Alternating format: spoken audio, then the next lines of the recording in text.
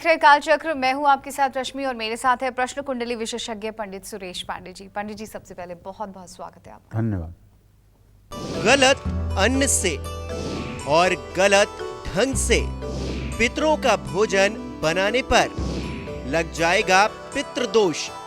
पितरों का भोजन बनाने से पहले जरूर देखें कालचक्र स्पेशल पुण्यकारी पितृपक्ष।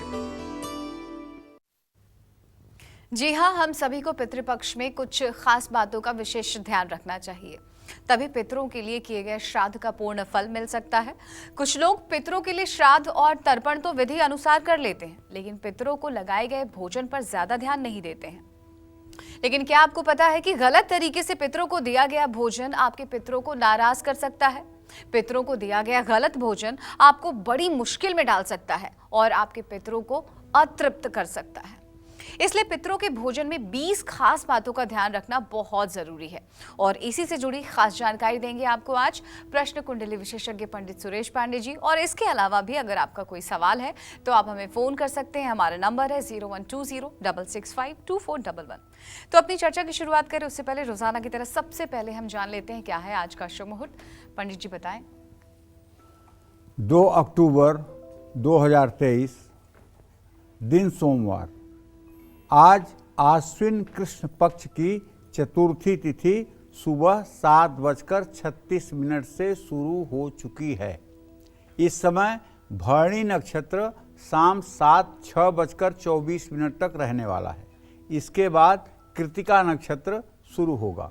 हर्षण योग सुबह 10:29 तक, इसके बाद वज्र योग शुरू होगा।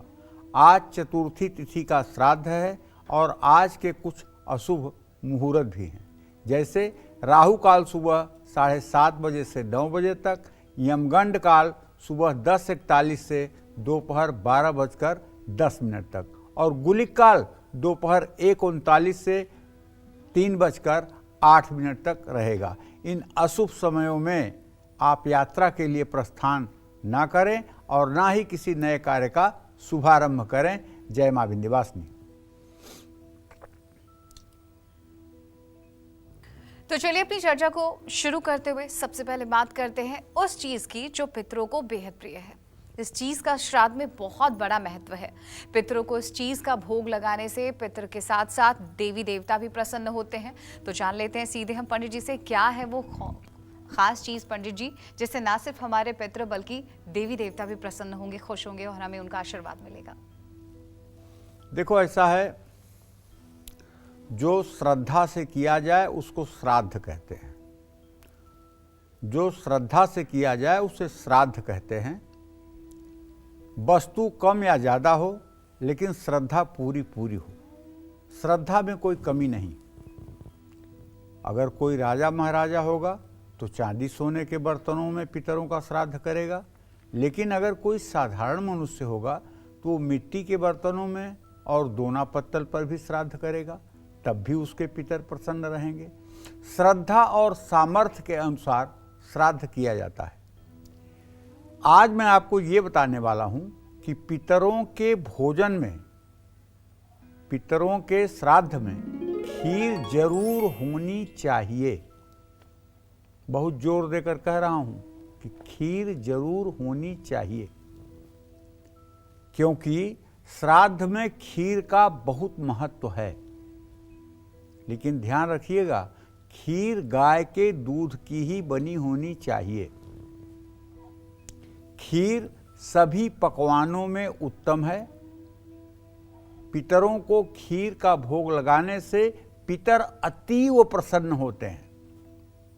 खीर मीठी होती है, इसलिए देवताओं को भी पसंद होती है। खीर स्वादिष्ट और सात्विक भोजन भी है। वैदिक अनुष्ठानों में कई बार खीर से आहुति भी दी जाती है।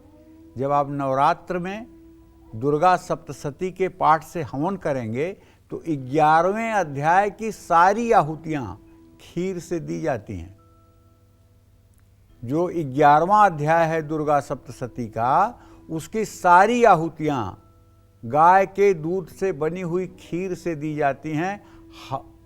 हवन सामग्री से नहीं, बल्कि खीर से दी जाती है। जैसे श्री सुक्तम की भी आहुतियां आप गाय के दूध से बनी हुई खीर से दे सकते हैं। गाय के दूध से बनी खीर उत्तम मानी जाती है। कई मंदिरों में खीर से भगवान को स्नान भी कराया जाता है।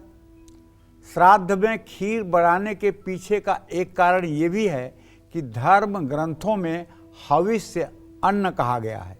इसका अर्थ देवताओं का अन्न, जिसे अग्नि को अर्पित करने पर देवताओं सहित पितर भी प्रसन्न होते हैं।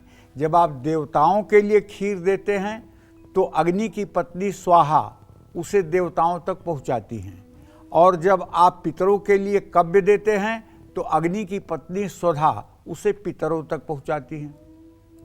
तो पितृलोक चंद्रमा के ऊर्ध्वभाग में माना गया है। खीर में उपयोग होने वाले दूध पर चंद्रमा का सीधा प्रभाव पड़ता है। इसी धार्मिक और ज्योतिषीय कारणों से श्राद्ध में खीर बनाने का विधान है। इस ऋतु में बनाई जाने वाली खीर में सिर्फ इलायची डालना चाहिए।